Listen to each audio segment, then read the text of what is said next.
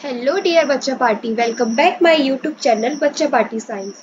तो हम पढ़ रहे थे एनसीईआरटी क्लास 6 साइंस का 8 चैप्टर बॉडी मूवमेंट्स के बारे में।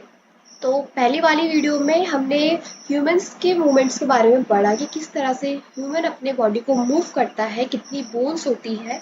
ये सारी चीज़ें हमने पहले पढ़ चुकी हैं, तो आपको डिस्क्रिप्शन में नीचे लिंक दी गई है, एक बार आप उसको चेकआउट कर सकते हो।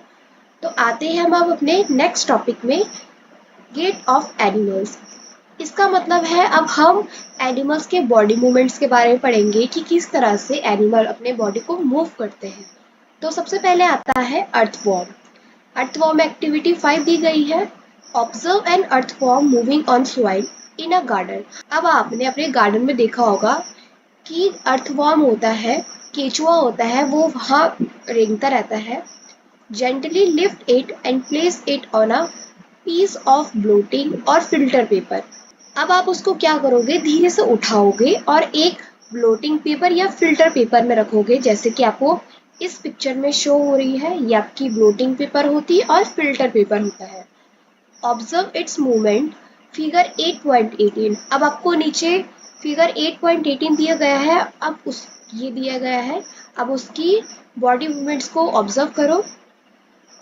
Then place it on a smooth glass plate or any slippery surface। अब उसके बाद उस अर्थवॉर्म को एक स्मूथ ग्लास प्लेट में रखो या फिर कोई फिसलन सरफेस होगा उसमें रखोगे। Observe its movement now. अब उसकी मूवमेंट को ऑब्जर्व करो। Is it different from that on paper? क्या उस पेपर से और इस स्लिपरी सरफेस से कुछ डिफरेंट हो रही है उसकी movement? In which of the above two surfaces do you find that the earthworm is able to move easily? अब आपने दो एक्सपेरिमेंट करा है, एक में तो आपने फिल्टर पेपर या फिर कोई स्लिपरी सरफेस लिया है, उनमें केचुए को मूव करवाया। अब आप देखोगे कि किसमें वो ज़्यादा इजीली से मूव हो रहा है। The body of an earthworm is made up of many ring joint end to end. आपने अर्थवॉर्म को देखा होगा, ये डायग्राम दिया गया है अर्थवॉर्म का। उसको देखो कि जो उसकी बॉडी बनी है बहुत सारी रिंग से बनी गई है, जो कि शुरू से लेकर लास्ट तक वो बनी जाती है।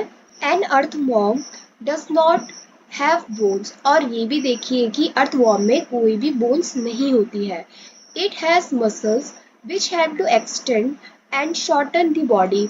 इससे पता चलता है कि अर्थवॉर्म में बोन्स तो होती नहीं है, तो क्या होता है, मसल्स होते हैं। तो इसी मसल्स के द्वारा वो अपनी बॉडी को एक्सटेंड करता है, खोलता है या फिर छोटा करता है। During movement the earthworm first extend the front part of the body keeping the rear portion fix to the ground. अब मूवमेंट के दौरान जो अर्थवॉर्म होता है, पहले वो एक्सटेंड होता है, फैल जाता है, अपनी पूरी बॉडी को फैला देता है। फिर जो उसका एक पोर्शन होता है, बॉडी पोर्शन, उसको ग्राउंड में चिपका देता है, वहीं पे स्टेबल कर देता है।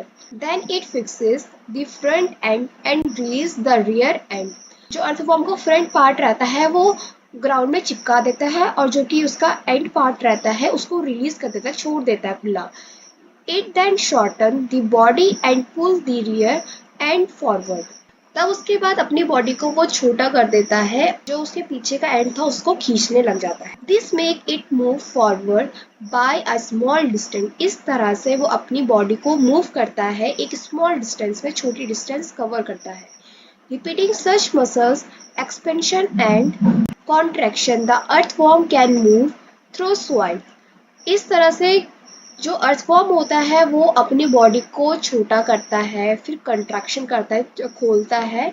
इस तरह से वो अपनी बॉडी को मूव करता है सॉइल में। It body secrete a slimy substance to have the movement. तो जितना भी हमने ऊपर अर्थवॉर्म के बारे में पढ़ा कि वो अपनी बॉडी को किस तरह से मूव करता है अपनी मसल्स के द्वारा, इसी के द्वारा वो अपनी बॉडी को मूव करता है। How does it fix part of its body to the ground. तो अब वो क्वेश्चन कर रहा है कि अर्थवॉर्म कैसे अपनी बॉडी को फिक्स करता है ग्राउंड में। Under its body it has a large number of tiny bristle hair like structure projecting out. जो अर्थवॉर्म की बॉडी होती है, जहाँ से वो मूव करता है, उसका नीचे वाला पार्ट, उसमें बहुत छोटे छोटे ब्रिस्टल्स होते हैं, उसको हम कहते हैं हेयर लाइक स्ट्रक्चर। एक बहुत छोटे हेयर्स होते हैं जो कि उसकी बॉडी में लगे रहते हैं। The bristles are connected with muscles, और यही ब्रिस्टल्स जो हियर है वो कनेक्ट होते हैं मसल्स से। The bristles have to get a good grip on the ground, और इसी की मदद से वो अपने तो ब्रिस्टल की मदद से वो अपने बॉडी को ग्राउंड में रखा रहता है, उसकी ग्रिप बनी रहती है, वो कहीं फिसलता नहीं है।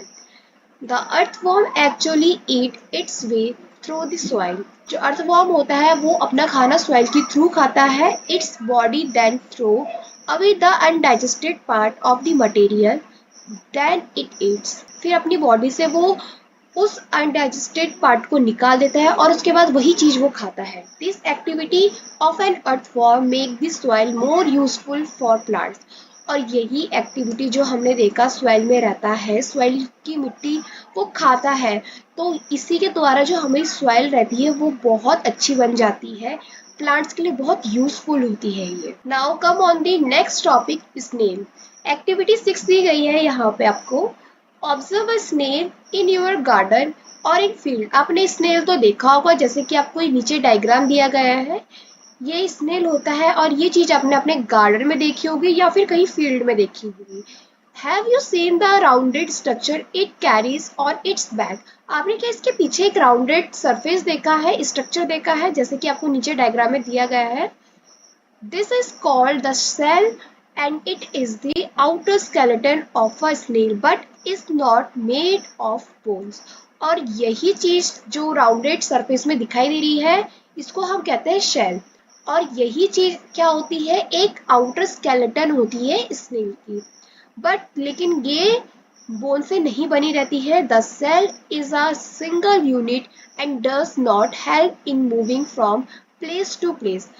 ये जो सेल होता है एक सिंगल यूनिट है और ये कभी भी मूव करने में हेल्प नहीं करता है एक जगह से दूसरी जगह जाने में।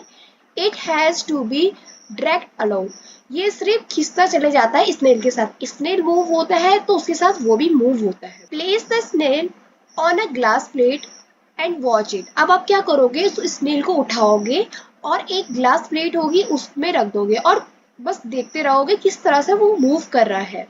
When it starts moving, carefully lift the glass plate along with the snail over your head. जब स्नेल अपनी मूविंग करना स्टार्ट करेगा तो धीरे से उस ग्लास प्लेट को हटा दोगे और नीचे रख दोगे उस स्नेल को। उसके बाद उसको ऑब्जर्व करोगे किसकी मूवमेंट किस तरह से हो रही है।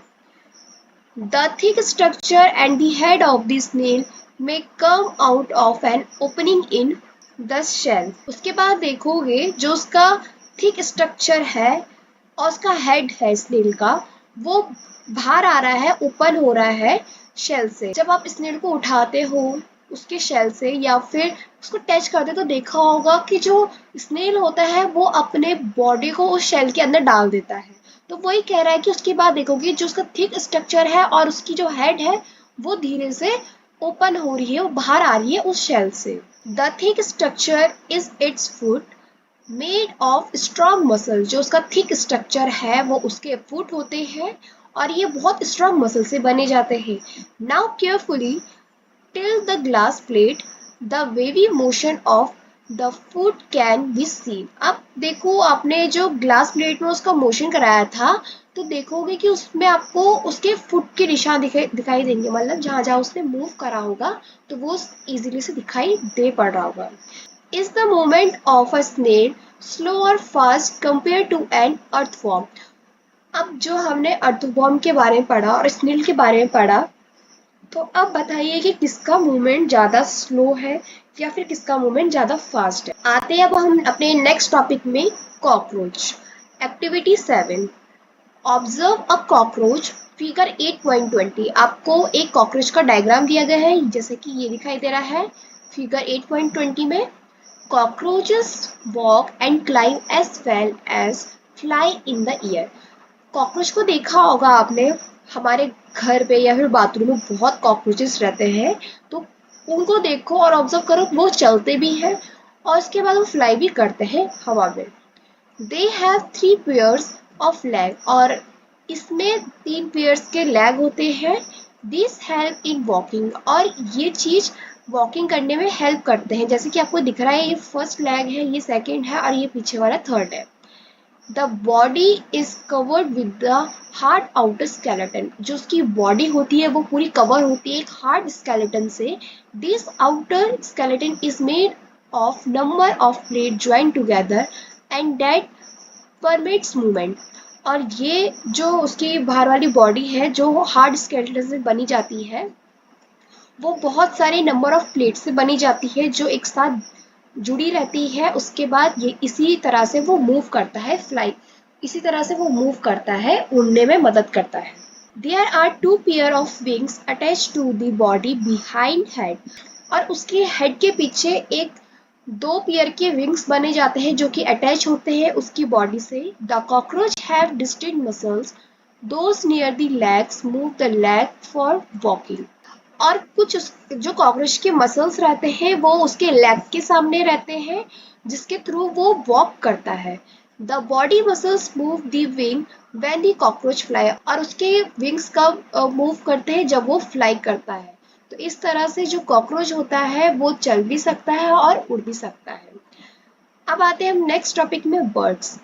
Birds fly in the air and walk on the ground. जो बर्ड होती है वो भी एयर में उड़ती है और ग्राउंड में चलती भी है। Some birds like duck and swan also swim in water. और कुछ बर्ड जैसे कि डक हो गई है या फिर स्वान हो गया है वो स्विम करते हैं पानी में। The bird can fly because their bodies are well suited for flying. तो बर्ड्स फ्लाई क्यों करती है? बर्ड्स फ्लाई इसलिए करती है क्योंकि जो उनकी बॉडी है वो उसी चीज में सूट करती है, विंग्स में। Their bones are hollow and light.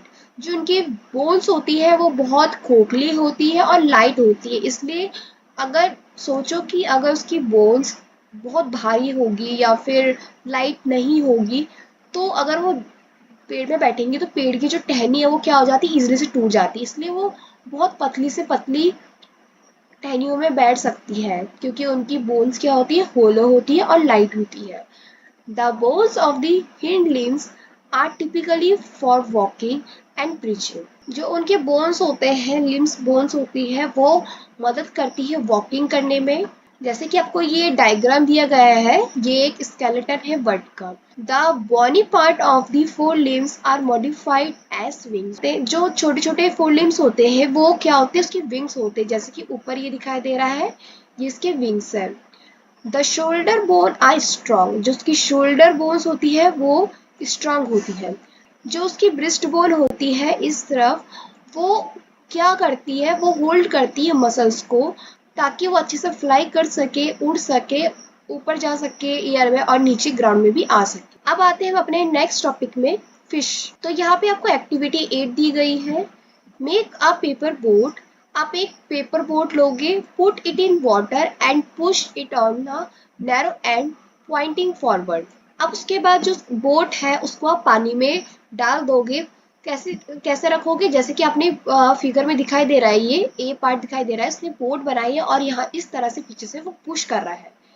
Did it go into the water easily. क्या वो इस तरह से वाटर में चले गया है easily?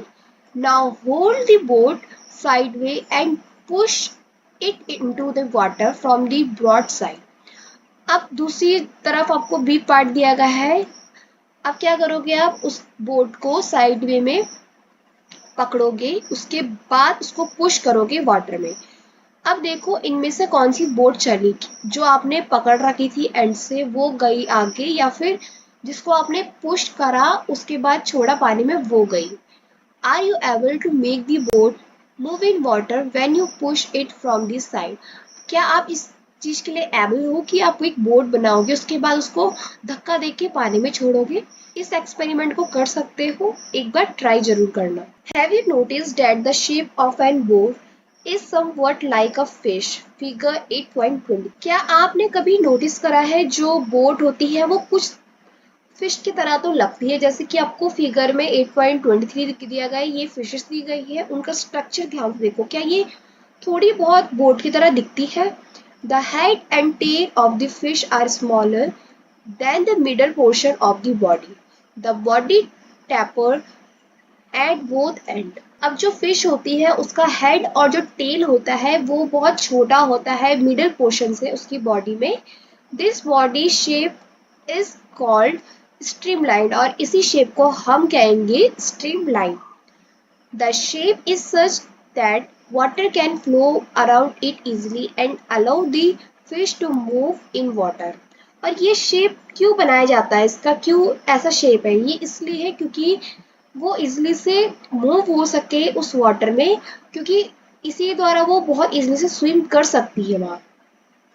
The skeleton of the fish is covered with strong muscles. आपने फिश तो देखी होगी या फिर किसी ने खाई होगी, तो उसमें छोटे छोटे स्केलेटन तो जरूर होते हैं। तो उस स्केलेटन के बाहर क्या होता है कि स्ट्रॉन्ग मसल्स बनी जाती है। During swimming muscles make the front part of the body cover to one end and the tail part swing towards the opposite side. Swimming के दौरान जो उसकी मसल्स होती है वो एक तरफ से कर्व होके दूसरी तरफ टेल में जाती है और ऑपोजिट साइड में वो मसल्स ज्वाइन होती है। The fish form a curve as shown in figure 8.24। और यही कर्व आपको ऊपर डायग्राम में दी गई थी कि किस तरह से फिश का स्ट्रक्चर होता है। Then quickly the body and the tail curve to the other side. और इसी तरह से जो उसकी बॉडी होती है और टेल होती है वो कर्व में बनी जाती है एक दूसरे से। तो इसी तरह से वो अपनी बॉडी को पुश करती है आगे ले जाने में। A series of such jerks make the fish swim ahead. This is held by two fins end of the tail. जो फिश की जैक होती है वो स्विम करने में हेल्प करती है, और ये किस तरह से हेल्प करती है, जो टेल होती है उसके पीछे वो उस तरह से मूव होती है। ये आपको नीचे डायग्राम दिया गया है movement of fish. Fish also have other fins on their body which mainly help to keep the balance of the body and to keep direction with swimming।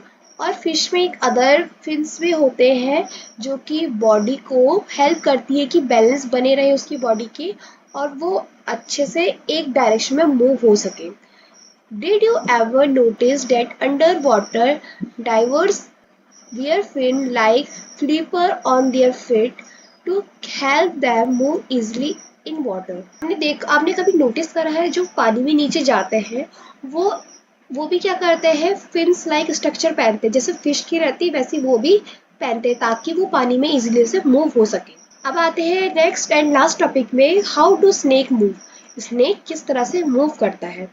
Have you seen the snake slither, does it move straight. आपने क्या snake को देखा है, उसकी body देखी है, क्या वो स्ट्रेट मूव होता है, जैसे कि फिगर 8.25 में दिया गया है नीचे। ये स्नेक का डायग्राम है और उसकी मूवमेंट ध्यान से देखना। Snake have a long backbone, they have thin muscles. Snake के क्या पास स्नेक का क्या रहता है, एक लॉन्ग बैकबोन रहती है और एक थिन मसल्स रहती है। They are connected to each other even though they are far from one another. ये चीजें एक दूसरे से कनेक्ट रहती है। Muscles also interconnect the backbone, ribs and skin. और उसकी जो मसल्स होती है वो बैकबोन से, रिब्स से और स्किन से भी इंटरकनेक्ट रहती है। The snake's body curve into many loops. जो स्नेक की बॉडी रहती है जब वो कर्व में बनती है तो देखा होगा उसके बहुत सारी लूप्स बने जाते हैं। Each loop of the snake give it an forward push by pressing against the ground। तो आपने नीचे डायग्राम देखा है, उसमें देखा कि बहुत जब वो मूव हो रहा है तो वो बहुत सारी लूप बना रहा है, तो इसी तरह से वो क्या कैसे मूव करता है, लूप बना के आगे फॉरवर्ड डायरेक्शन में मूव करता है। Since its long body make many loop and each loop give it this push, the snake move forward very fast and not in a straight line। तो इसी तरह जो उसकी लॉन्ग बॉडी होती है वो लूप बना बना के आगे फॉरवर्ड जाती है, ना कि वो स्ट्रेट जाती है। We have learn about the use of bone and muscle for the movements of different animal. हमने अभी तक डिफरेंट एनिमल्स के बोन्स और मसल्स के मूवमेंट के बारे में पढ़ा। Pahili and Bujo have many questions in their sets about the different movement in animals। अब पहली और बूझो में कुछ क्वेश्चंस आ रहे हैं दिमाग में कि किस तरह से ये मूवमेंट करते हैं ये एनिमल्स लोग। सो must you having many unanswered question buzzing in your mind. तो इस तरह से क्या आपके दिमाग में भी कुछ क्वेश्चंस आ रहे हैं कि इन चीज़ों के बारे में तो हमने पढ़ लिया, लेकिन जो और एनिमल्स होते होंगे वो किस तरह से अपनी बॉडी को मूव करते होंगे। The ancient Greek philosopher Aristotle in his book gait of animals asked himself this question. जो पुराने समय के ग्रीक फिलोसोफर एरिस्टोटल है, उन्होंने अपनी बुक में गेट ऑफ एनिमल्स में अपने आप से ही यही क्वेश्चन पूछा है कि किस तरह से जो एनिमल्स हैं वो मूव करते हैं। Why do different animals have the body parts that they do have and how do this body part help animal to move way they do. अब वो क्वेश्चन कर रहे हैं कि क्यों जो डिफरेंट डिफरेंट एनिमल्स होते हैं उनके बॉडी पार्ट्स इस तरह से होते हैं और वो कैसे वो अपने बॉडी पार्ट को मूव करते हैं। What are similarities and difference in this body part different animals. अब वो क्वेश्चन कर रहा है इन इन एनिमल्स में क्या सिमिलरिटीज होंगी, क्या डिफरेंस होगा इनकी बॉडी पार्ट्स में जो अलग अलग एनिमल्स होंगे। How many body parts are needed by different animal for moving from place to place. कैसे जो डिफरेंट एनिमल्स होते हैं उनमें बहुत सारी बॉडी पार्ट्स होते हैं जिस तरह से वो मूव करते हैं place to place. Why two legs for human and four for cows and buffalo. अब वो दोबारा अब वो दोबारा यही पूछ रहा है कि क्यों ह्यूमन के पास 2 ही लेग होते हैं और जो काउ होती है या फिर बेफेलो होते हैं उनके पास 4 लेग्स होते हैं। Many animals seem to having an even number of legs. Why? बहुत सारे एनिमल्स के पास नंबर ऑफ लेग्स होते हैं और ये क्यों होते हैं। Why is the bending of our legs different from that of our arms? क्यों अपने ये आर्म्स से अपने लेग्स को अलग से बेंड करते हैं। So many questions and perhaps we have looked for some answer through our activity in this chapter and we need to look for many more answer। तो अभी हमारे दिमाग में बहुत सारे क्वेश्चंस आ रहे होंगे कि किस तरह से और एनिमल्स मूव करते हैं अपनी बॉडी को, क्या क्या उनको नीड होती है, क्यों नीड्स होती है। तो अभी हमने जितनी भी एक्टिविटीज पढ़ी है इस चैप्टर में उतना हमारे लिए काफ़ी है। और एग्जाम्पल्स के लिए आप रिसर्च कर सकते हो, उनके बारे में जान सकते हो। तो आज का टॉपिक यहीं पे कंप्लीट होता है। आई होप आप सबको ये हमारा चैप्टर समझ आया होगा। आज के लिए इतना ही। Thank you.